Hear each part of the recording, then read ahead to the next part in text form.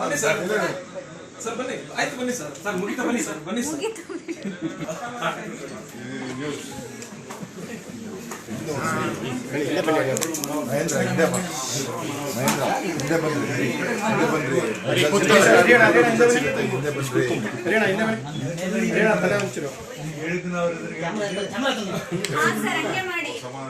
ನೋಡಿ ನಿಮಗೆಲ್ಲ ಈಗ ಹೇಳಿದ್ದು 3 ಮಂದಿಗೆ ನಾನು ಮುಖ್ಯಮಂತ್ರಿಗಳಿಗೆ ಯಾಕೆ ಭೇಟಿಯಾಗಿ ಹೋಗಿದ್ರು ಅಂತ ಹೇಳಿದ್ರು.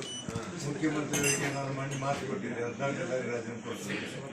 ಅದಕ್ಕೆ ಅವ್ರಿಗೆ ಥ್ಯಾಂಕ್ಸ್ ಹೇಳ್ಬೇಕಾಗ್ತದೆ. ಇಲ್ಲಿವರೆಗೆ ನನಗೆ ಎಲ್ಲ ರೀತಿಯಿಂದ ಸಹಕಾರ ಮಾಡಿ ಮನೆಗೆ ಹೋಗಿ ನನಗೆ ಇಲ್ಲಿವರೆಗೆ ಸಹಕಾರ ಮಾಡಿ ನನ್ನ ಬಗ್ಗೆ ಅಪಾರವಾದ ಕಾಳಜಿ ಇಟ್ಟಿದ್ದೆ.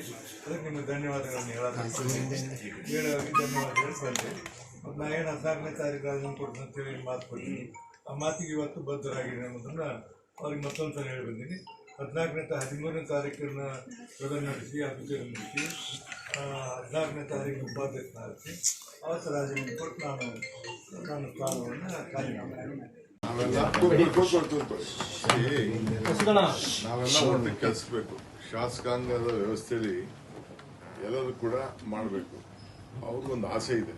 ಏನಪ್ಪ ಆಸೆ ಇದೆ ಅಂತಂದ್ರೆ, ನಾವು ಗೌರವದಿಂದ ನನ್ನ ಜವಾಬ್ದಾರಿಯನ್ನ ಉಪಾಧ್ಯಕ್ಷನ ಡೆಪ್ಟಿ ಚೇರ್ಮನ್ ಆಯ್ಕೆ ಮಾಡಿಬಿಟ್ಟು ನಮ್ಮ ಸದಸ್ಯರಿಗೆಲ್ಲ ಒಂದು ಕೃತಜ್ಞತೆ ಸಲ್ಲಿಸಬೇಕು ಅನ್ನೋದು ಅವರ ಒಂದು ಭಾವನೆ ಇದೆ. ಆ ಭಾವನೆಗೆ ನಾವು ಒಪ್ಕೊಂಡಿದ್ದೀವಿ. ಅವ್ರ ಕೃತಜ್ಞತೆ ಸಲ್ಲಿಸ್ತೀವಿ. 2 ತರ ಆಪ್ಷನ್ಸ್ ಇದೆ. ಅದಕ್ಕೆ ಅವ್ರು ಏನ್ ಹೇಳ್ತಾರ ಆ ರೀತಿ ನಾವು ಮಾಡ್ತೀವಿ. ಅವರು ರಾಜೀನಾಮೆ ಕೊಡಕ್ಕೆ ಅವರು ತಯಾರಿದ್ದಾರೆ.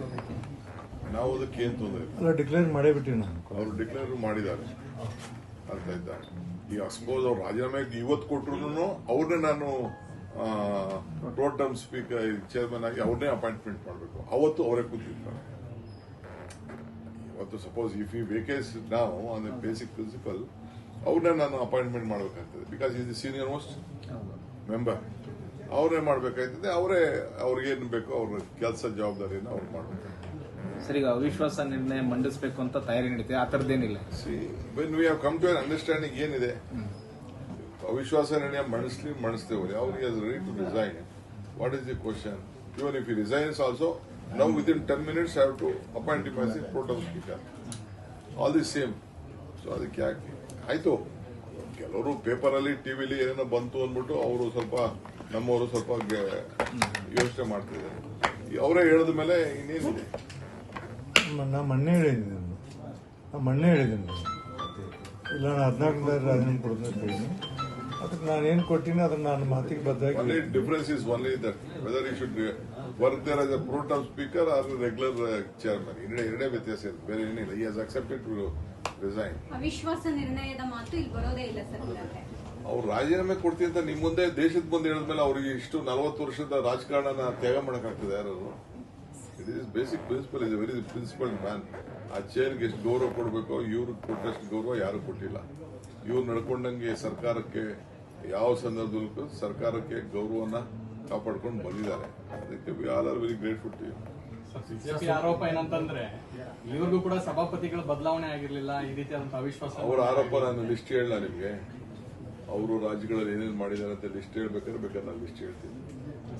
ಅದೆಲ್ಲ I don't want to comment on them. ಬಿಡಿ, ಯಾವುದೇನಾಗಲಿ. ಈಗ ನಮ್ದು ಅವ್ರದ್ದು ಈ ಮನೆ ವಿಚಾರ. ಹೊರಟಿನ ಚೇರ್ಮನ್ ಮಾಡಿದಾಗ ಶೆಟ್ರ್ ಇದ್ದಾಗ ಏನ್ ನಡೀತಾ ಅವತ್ತು ಇನ್ಸಿಡೆಂಟ್ ಇವತ್ತು ಕ್ಲಿಪ್ಪಿಂಗ್ಸ್ ಇರ್ಬೇಕಲ್ಲ, ಹಾಕಿ ಅದನ್ನ.